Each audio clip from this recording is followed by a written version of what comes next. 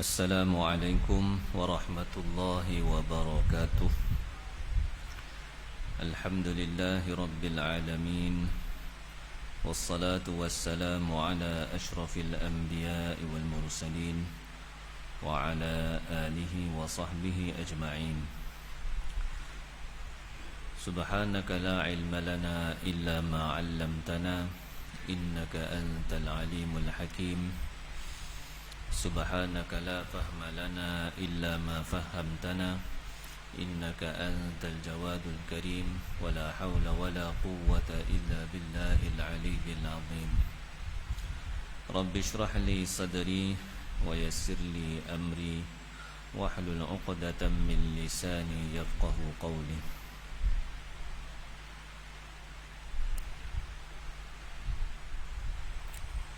Alhamdulillah, marilah sama-sama kita memanjatkan kesyukuran kita kehadrat Allah Subhanahu wa taala dengan kurniaannya dan rahmatnya. Masih lagi kita semua diberi peluang oleh Allah Subhanahu wa taala untuk mentaati perintah-perintahnya dan meninggalkan larangan-larangannya. Mudah-mudahan Allah Subhanahu wa taala redha terhadap kita dengan perantaraan amal-amal ketaatan yang kita laksanakan. Pada malam ini kita akan sambung bacaan daripada kitab Wasailul Wusul ila Syama'ilir Rasul. Masih lagi hadis-hadis yang ringkas yang disabdakan oleh baginda sallallahu alaihi wasallam dalam pelbagai perkara. Qala al-musannif rahimahullahu ta'ala wa nafa'ana bihi wa bi'ulumihi fid dharain amin. Wa qala an-nabiy sallallahu alaihi wasallam man arda an-nasa bi sakhatillahi wakalahu Allahu ila an-nasi.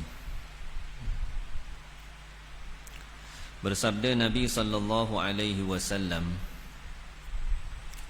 barang siapa meredakan manusia, yakni menggembirakan manusia dengan sesuatu yang menyebabkan Allah Subhanahu wa taala murka, yakni demi untuk kita sukakan hati orang, maka kita telah buat sesuatu yang memurkakan Allah Subhanahu wa taala, yang Allah Subhanahu wa taala tidak suka, yang Allah Subhanahu wa taala haramkan. Contohnya kita bersaing dan saing-saing kita tu buat sesuatu yang tidak kena, sesuatu yang haram, sesuatu yang tidak dibenarkan oleh syarak. Tapi oleh kerana takut kita ni kehilangan saing, takut dia jadi tak suka dengan kita, jadi kita pun setuju juga, kita pun ikut juga. Yang ni demi untuk menjaga hati dia, saing-saing ni, kita terpaksa setuju, kita bersetuju dengan sesuatu perkara yang Allah Subhanahu wa taala haramkan. Maka Nabi kata wakalahu Allahu ilan nasi, Allah Subhanahu wa taala akan serahkan dia kepada manusia. Maknanya Allah Subhanahu wa taala berlepas diri daripada apa-apa sahaja yang berkait dengan dia. Tak ambil cara lah, serah pada manusia. Dia nak jaga sangat hati orang ni, sampai langgar perintah-perintah Allah, langgar larangan-larangan Allah, Allah Ta'ala suruh ikut mu.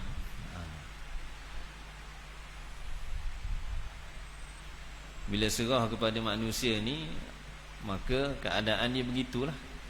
Ada masa orang suka, ada masa kita suka, kita jaga hati dia pun kita tak dapat apa juga, kita jadi susah juga. Dan yang pastinya sesiapa sahaja yang Allah Ta'ala berlepas diri daripada dia, Allah Ta'ala serahkan dia kepada makhluk-makhluk ciptaan Allah Subhanahu wa Ta'ala, pasti dia akan jatuh di dalam lembah kebinasaan. Pasti dia akan binasa. Tak ada siapa dah nak pimpin dia, tak ada siapa dah nak beri petunjuk kepada dia. Serah pada manusia.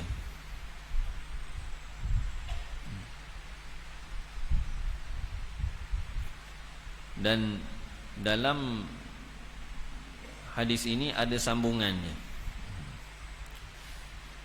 yaitu Nabi SAW sambung hadis ini, wa man askhatan nasa bi ridaillahi kafahullahu mu'natan nasi. Barang siapa yang menyebabkan manusia marah, yakni menyebabkan orang jadi marah disebabkan sesuatu perkara yang Allah redha. Dia buat sesuatu yang benar, menyebabkan orang lain semua tak suka dengan dia, orang lain jadi tak setuju dengan dia kerana dia bercakap benar. Contohnya, kafahullahu mu'natan nasi, Allah Subhanahu wa Ta'ala akan cukupkan dia daripada tanggungan manusia. Maknanya Allah Ta'ala buatkan dia tak berhajat kepada manusia ni, tak berhajat kepada sesiapa. Allah sendiri yang ambil tanggungjawab untuk jaga dia, untuk pelihara dia, untuk mudahkan segala urusannya. Sebab apa? Sebab dia sanggup korbankan segala perasaan dia demi untuk meredakan Allah.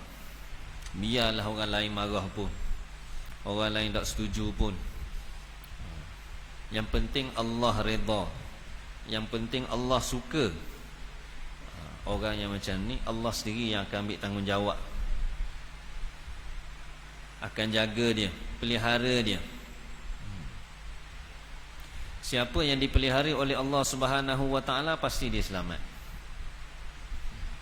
Orang yang Allah Ta'ala pelihara dia, Allah jaga dia, buatlah gana-gana pun, pasti dia selamat. Sebab yang memberi manfaat, yang memberi mudarat ni hanya Allah. Selain daripada Allah tak boleh buat apa-apa. Manfaat pun tak boleh, mudarat pun tidak boleh. Tak ada apa-apa, kosong. Yang memiliki manfaat, yang memiliki mudarat hanya Allah. Hanya Allah.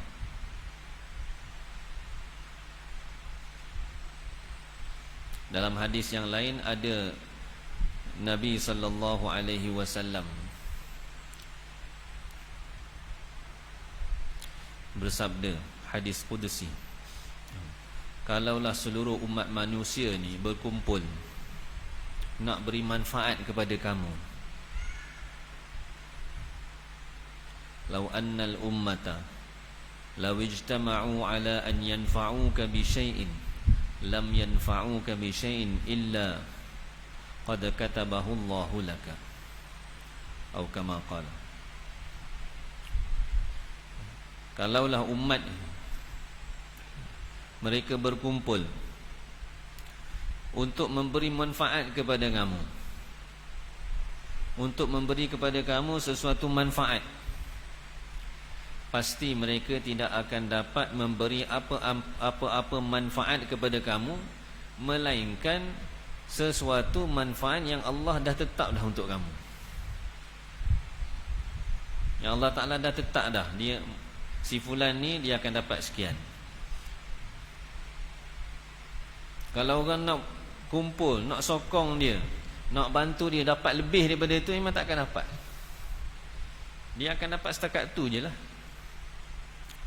Macam rezeki kita, Allah dah letak dah, banyak mana.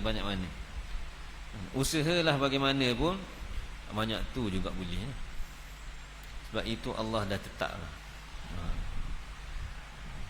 Sebab tu kalau kita dah dapat, kita kata tak ada rezeki. Sebab memang Allah dah tak letak dah rezeki kita situ. Tak ada rezeki. Sama juga dalam perkara mudarat. Nabi kata kalau semua umat berkumpul nak beri mudarat kepada seseorang, pasti mereka tidak dapat memberi apa-apa mudarat pun, melainkan sesuatu yang Allah dah tetap dah. Allah dah tetap dah atas dia kena sekian-sekian musibah contohnya. Ahok tu je yang berlaku. Selain daripada itu takkan berlaku. Tidak akan berlaku. Itu ketetapan Allah Subhanahu wa taala, zat yang memiliki manfaat dan mudarat. Makhluk tidak ada apa-apa. Manusia tak ada apa-apa. Semua berhajat. Semua lemah. Khuliqal insanu dha'ifa. Allah Ta'ala sebut, diciptakan manusia itu dalam keadaan lemah. Dalam keadaan lemah. Siapa yang cipta dia? Allah. Allah cipta dia dalam keadaan lemah. Tak boleh buat apa-apa. Bila Allah Ta'ala berkehendak sesuatu, pasti berlaku. Bila Allah Ta'ala tidak berkehendak sesuatu, pasti tak berlaku. Dan apa sahaja yang sampai kepada kita, yang datang kepada kita, yang kena kepada kita, yang menimpa kita, kesemuanya itu adalah dengan ketetapan Allah. Dia bukan kebetulan. Tak ada kebetulan. Bukan kerana itu, bukan kerana itu. Tak. Kerana Allah dah tetap dah. Dan apa sahaja yang tak kena pada kita pun bukan kerana kebetulan juga. Nasib saya tak. Betulan. Bukan.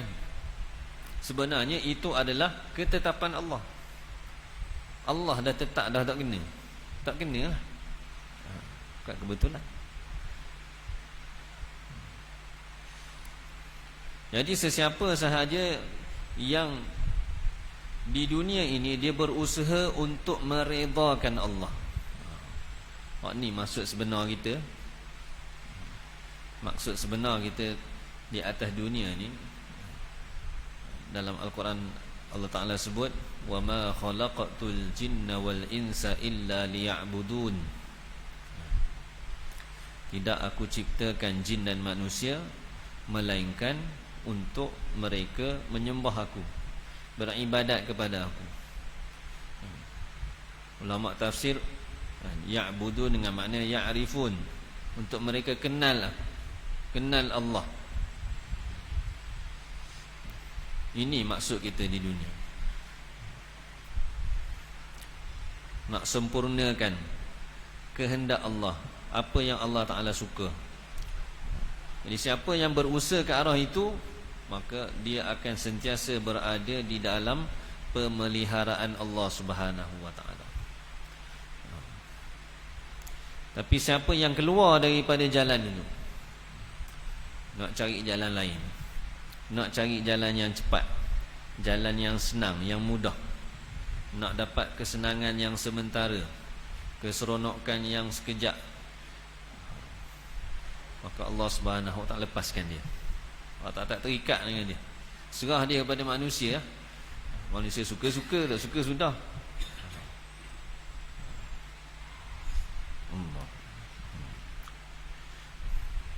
Mudah-mudahan Allah Subhanahu wa Ta'ala memberi taufik kepada kita semua untuk berusaha meredakan Allah Subhanahu wa Ta'ala setiap masa dan keadaan. Wa qala an-nabiy sallallahu alaihi wasallam, man ata'a Allah faza. Bersabda Nabi sallallahu alaihi wasallam, barang siapa taat kepada Allah, pasti dia berjaya. Yang ni tidak ada apa-apa kemusykilan lah. Dan ini juga yang Allah Subhanahu wa Ta'ala firmankan di dalam Al-Quran, wa man yuti'illaha wa rasulahu faqad faza fawzan 'azima. Barang siapa taat kepada Allah dan taat kepada Rasul, faqad faza fawzan 'azima, maka sesungguhnya dia telah mendapat kejayaan yang besar.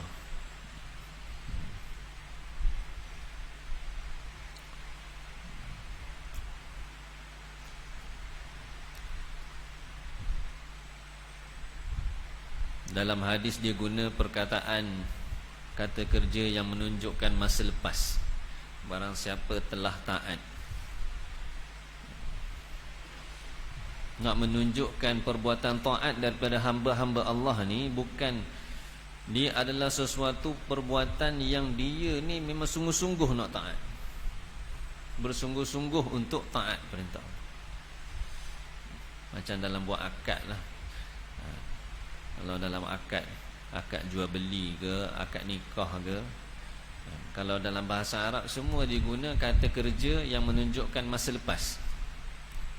Bahasa Inggeris kata present tense, guna masa lepas. Ulama kata kenapa guna masa lepas sedangkan benda tu tak beli lagi pun. Masa tu nak beli, bukan dah beli. Akad nikah, masa tu nak buat akadnya, bukan dah akad dah tadi. Tujuan dia adalah untuk menunjukkan kesungguhan kita ni betul-betul nak, betul-betul nak beli, betul-betul nak terima nikah.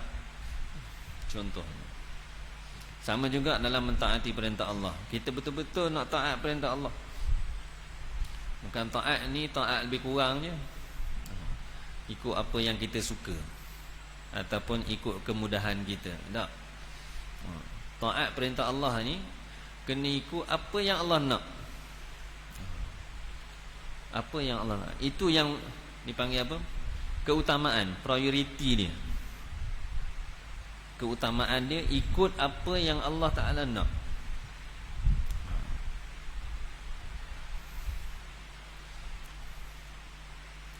Kalau ikut yang kita nak jadi susah, macam-macam jadi. Ada dalam bab semayang pun tengok boleh jadi macam-macam. Sebab ikut kita, dia buat gini, orang ni buat gini. Kena ikut apa yang Allah Ta'ala nak, apa yang Nabi nak, barulah boleh dapat faza, dapat kejayaan. Dapat kejayaan. Dan kejayaan ni bukan kejayaan yang sedikit, tapi kejayaan yang Allah Ta'ala sebut dalam Quran, faza fawzan azima, kejayaan yang sangat besar. Bila Allah Ta'ala kata besar, bukan besar saja, sangat besar. Tak ada dah lebih besar daripada tu. Tidak ada. Bila Allah kata besar, maknanya dia bukan kecil. Besar di sisi Allah Subhanahu Wa Taala memang sesuatu yang sangat besar, di luar fikiran kita. Kita pun tak faham macam mana kejayaan yang Allah Ta'ala nak beri pada kita. Faham dia nanti bila mati, bila roh berpisah pada jasad, masa tu baru faham berjaya tu macam mana. Jadi Nabi SAW beritahu kepada kita perkara ini adalah supaya kita ni hamba-hamba Allah Subhanahu Wa Taala, umat Nabi, setiap masa dan keadaan sentiasa berusaha untuk sempurnakan perintah-perintah Allah Subhanahu Wa Taala. Berusaha untuk sempurnakan perintah-perintah Allah. Dan kita kena rasa dalam kita menyempurnakan perintah Allah Ta'ala inilah kejayaan kita,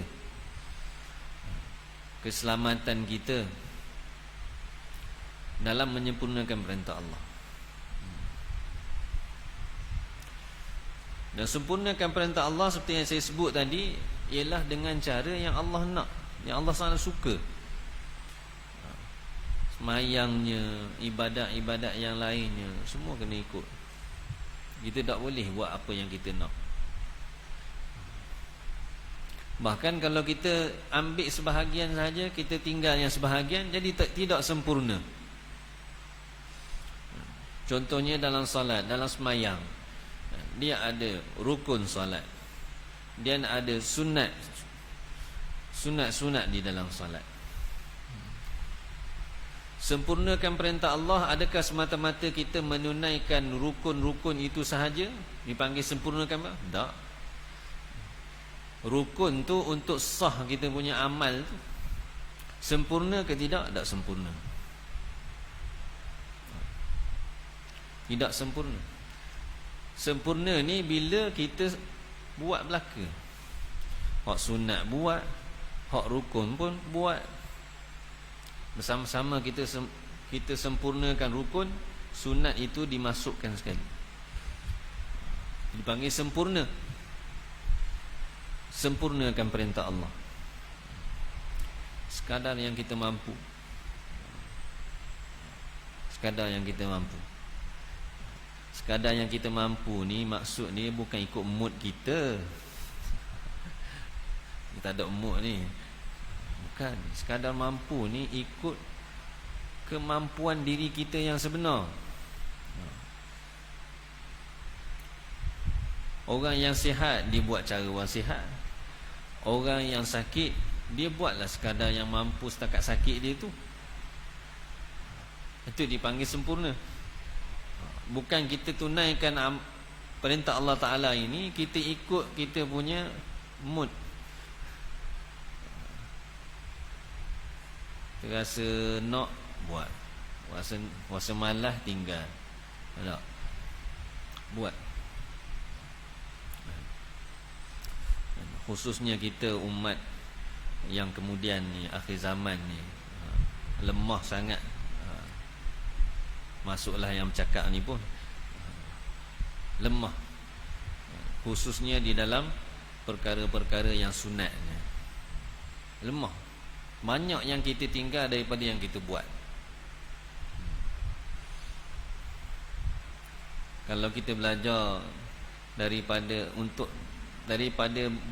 berwuduk, daripada dalam bab berwuduk pun, berapa banyak perkara-perkara sunat yang kita tinggalkan dalam bab wuduk.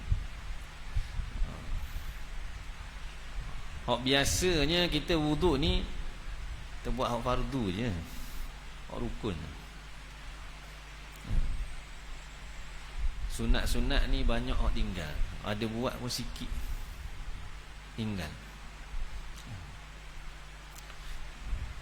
Kalau kita periksa diri kita sendiri, cuba kita cek berapa kali kita pernah wuduk sempurna. Buat belaka yang sunat-sunat ni, fardu atau sunat, buat belaka.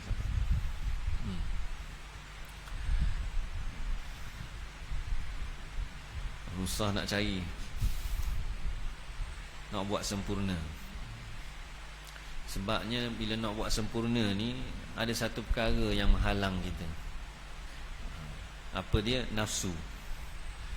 Nafsu ni dia tak suka. Nafsu tak suka.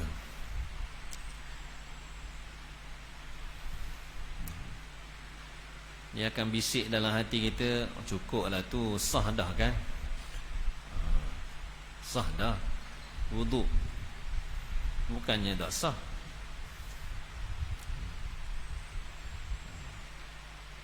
Dan itulah yang menjadi amalan kita, sehingga kita rasa inilah wuduk yang sebenarnya.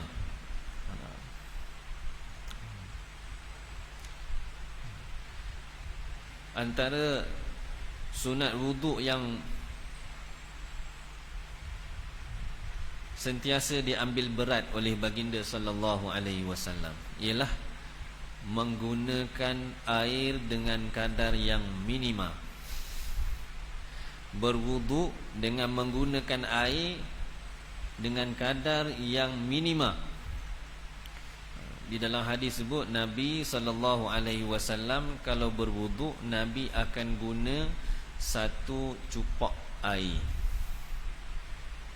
Cupak air untuk berwuduk. Orang lama-lama mungkin kenal cupak lah. Besar mana. Satu cupak air. Wuduk Nabi sallallahu alaihi wasallam. Bahkan ulama kata nak jaga penggunaan air yang minima ni ketika berwuduk.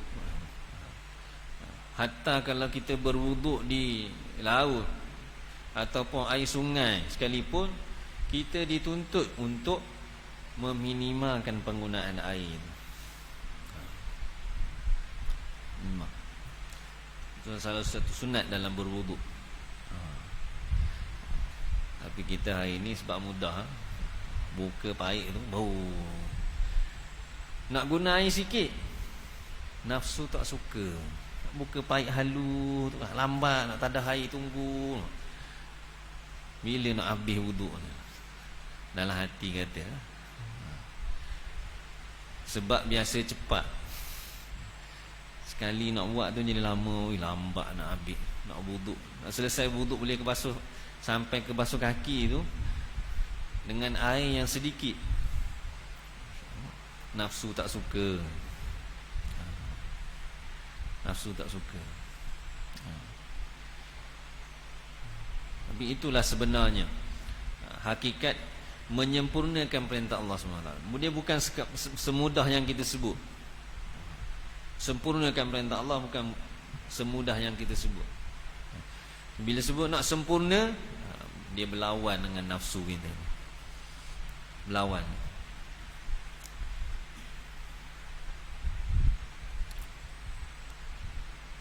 Dan menjadi tanggungjawab kita untuk usaha supaya kita dapat sempurnakan. Biarlah makan masa yang lama pun sempurna. Kalau kita tidak usaha, tak cuba, tak buat, maka dia kekal begitulah sampai bila-bila pun. Ubah.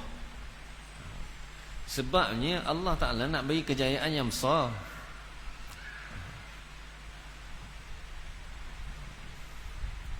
Sebagai contoh, saya pernah dengar satu orang alim,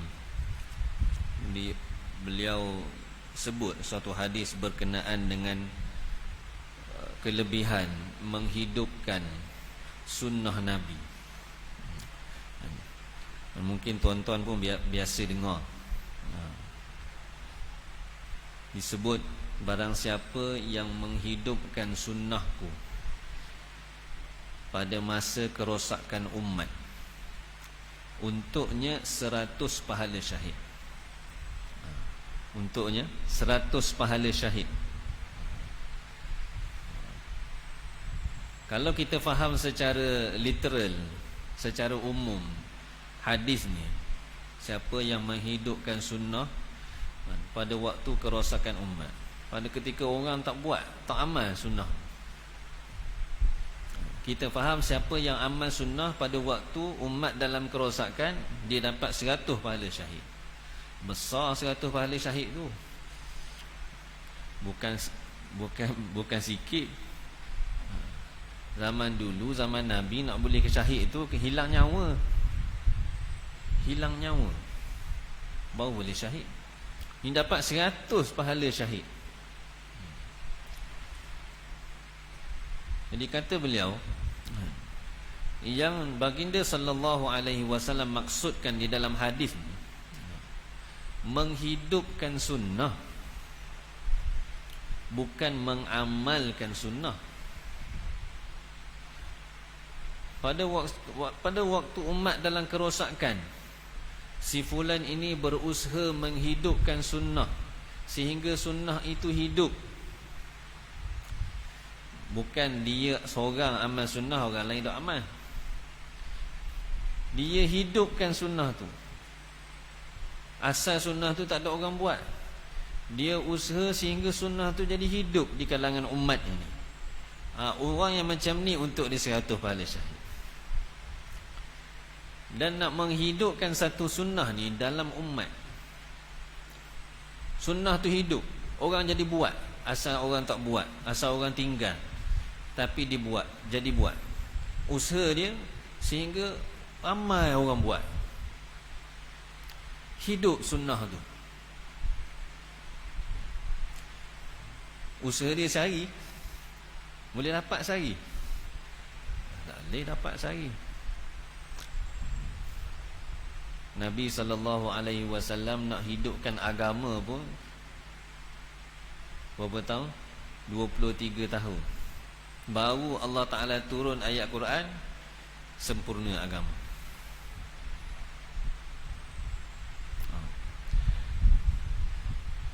Kalaulah kita contohnya nak hidupkan sunnah di kalangan masyarakat, sehari cukup, 2 hari, setahun tak cukup lagi. Makan masa bertahun-tahun usaha itu dibuat. Maka sesuailah ganjaran yang Allah Ta'ala nak beri pada dia 100 pahala syahid tu. Sebab usaha dia bukan usaha sikit-sikit. Jadi samalah kita, tuan-tuan yang mulia, kita nak dapat kejayaan yang Allah Ta'ala nak beri pada kita, kejayaan yang besar. Kejayaan yang besar ni apa dia? Kita ini dimasukkan ke dalam syurga Allah, dijauhkan daripada api neraka. Itulah kejayaan yang sebenar kita. Faman zuhziha 'anil nari wa udkhilal jannata faqad faz. Allah Ta'ala kata dalam Quran. Maka barang siapa dijauhkan daripada neraka dan dimasukkan dia ke dalam syurga, maka sesungguhnya dia telah berjaya. Ini berjaya. Selagi tak sampai lagi, selagi itu tak boleh kata. Dan selagi itulah kita kena berusaha untuk dapatkan. Dan cara dia ialah dengan mentaati perintah-perintah Allah. Sempurnakan perintah-perintah Allah, barulah kita boleh dapat kejayaan.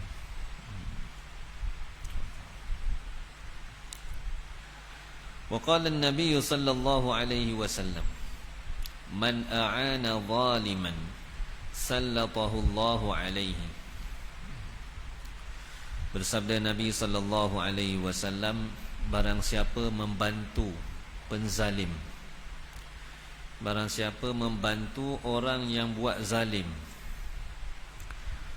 maka Allah Subhanahu wa taala akan menjadikan penzalim itu menguasainya.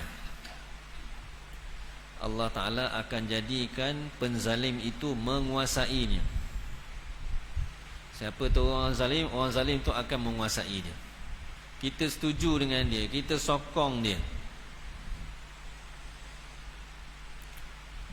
maka dia akan menguasai kita. Dia akan menguasai kita. Perbuatan zalim ni Allah Subhanahu wa taala sendiri telah haramkan perbuat sifat zalim ini atas zat Allah Subhanahu wa taala. Dalam sebuah hadis qudsi Allah Subhanahu wa taala berfirman, ya ibadi inni haramtu dhulma ala nafsi. Wahai hamba-hambaku, sesungguhnya aku telah haramkan sifat zalim atas diriku. Oleh kerana itu Allah SWT berfirman, fala tadhalamu. Maka kerana itu janganlah kamu saling membuat kezaliman. Zalim. Perkara-perkara yang zalim ni menjadi tanggungjawab kita semua untuk kita tidak membantunya. Berusaha untuk jauhkan diri kita daripada penzalim. Jangan bersahabat, jangan bersaing, jangan ikut. Sebab apa? Nanti kita yang akan jadi susah. Kita akan dikuasai. Dan selamanya kita akan tunduk.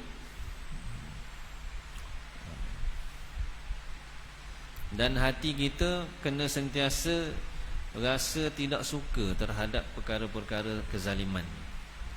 Apa-apa sahaja yang bentuk zalim, kena rasa benci, kena rasa tak suka. Paling kurang jangan tolong, jangan ikut, jangan redha dengan kezaliman. InsyaAllah kita akan terpelihara. Wa qala an-nabiy sallallahu alaihi wasallam, man batha lam yasbir. Bersabda Nabi sallallahu alaihi wasallam, barang siapa menyebarkan apa? Menyebarkan kepada orang ramai, kepada manusia, mengadu tentang musibah ataupun kesusahan yang dia alami. Cerita begini.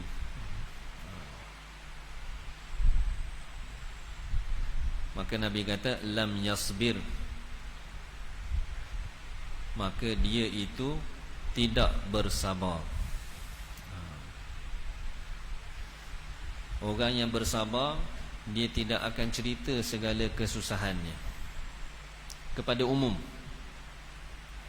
Maksudnya, dia tak akan cerita kesusahan dia, tidak akan mengadu kesusahan dia kepada umum.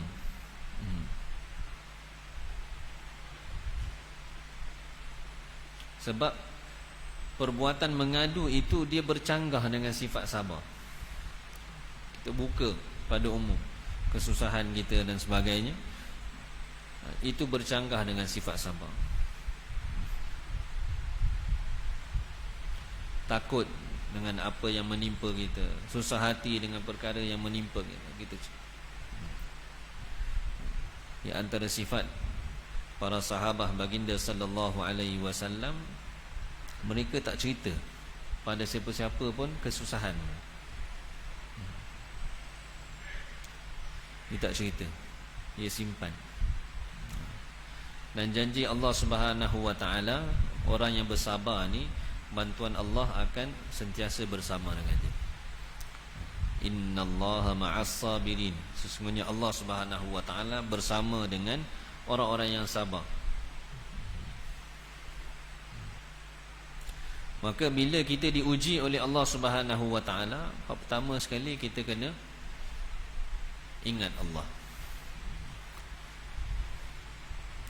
Di antara sifat sabar yang dituntut daripada kita ialah sabar atas musibah yang menimpa kita. Ini semua ketentuan Allah Subhanahu wa taala, takdir Allah Subhanahu wa taala. Kita berdoa kepada Allah Subhanahu wa taala supaya Allah Subhanahu wa taala gantikan dia dengan sesuatu yang lebih baik. Itu hak sebenar. Hak pertama kali tu kena. Barulah kita ini tergolong di kalangan orang-orang yang sabar. Wa qala an-nabiy sallallahu alaihi wasallam, man burika lahu fi syai'in falyalzamhu. Bersabda Nabi sallallahu alaihi wasallam, barang siapa yang diberi keberkatan kepadanya di dalam sesuatu pekerjaan, maka hendaklah dia melaziminya. Yakni janganlah dia tinggalkan pekerjaan itu. Sama ada kita ni berniaga, ataupun kita bekerja, ataupun kita mengusahakan ternakan, ataupun mengusahakan tanaman, sekiranya di dalam kerja buat kita ni Allah Subhanahu wa taala beri keberkatan. Keberkatan ni maksud dia apa? Kita jadi kaya? Tidak. Maksud keberkatan di sini ialah di samping kita dapat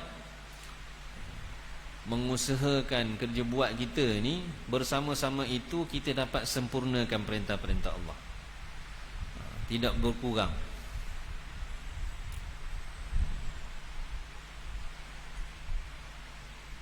Diberi keberkatan.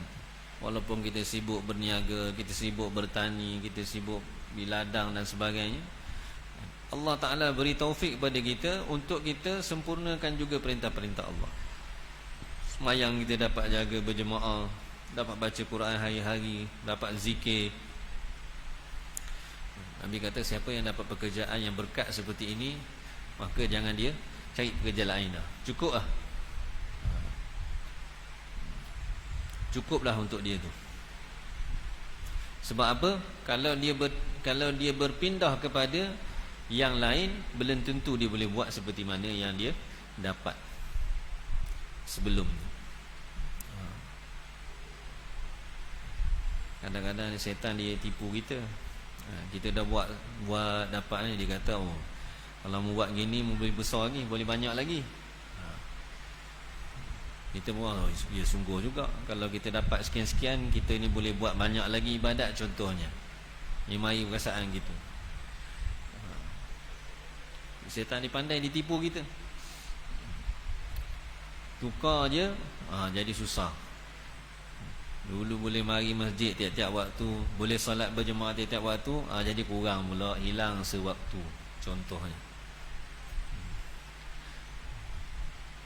Siapa sahaja yang Allah dah beri keberkatan kepada dia di dalam sesuatu pekerjaan, Nabi kata maka hendaklah dia melazimi pekerjaan itu. Jangan dia tukar. Sebab itulah yang Allah Subhanahu wa taala mahukan daripada dia. Sebab apa? Sebab kita ini buat sesuatu yang Allah Taala nak. Bukan kita buat sesuatu yang kita nak.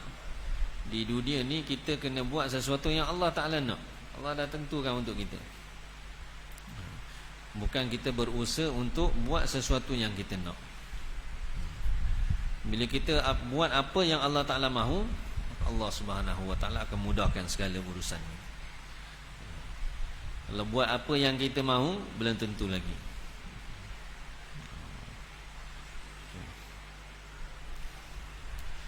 Wallahu a'lam. Semoga Allah Subhanahu wa taala beri taufik kepada saya dan kita semua. Apa yang disampaikan pada malam ini sama-sama dapat kita jadikan pedoman untuk kita amalkan dalam kehidupan kita dan kita sampaikan kepada saudara-saudara kita yang lain, insya-Allah. Subhanakallahumma wa bihamdika asyhadu an la ilaha illa anta astaghfiruka wa atubu ilaik. Subhana rabbika rabbil izzati amma yasifun wa salamun alal mursalin walhamdulillahi rabbil alamin.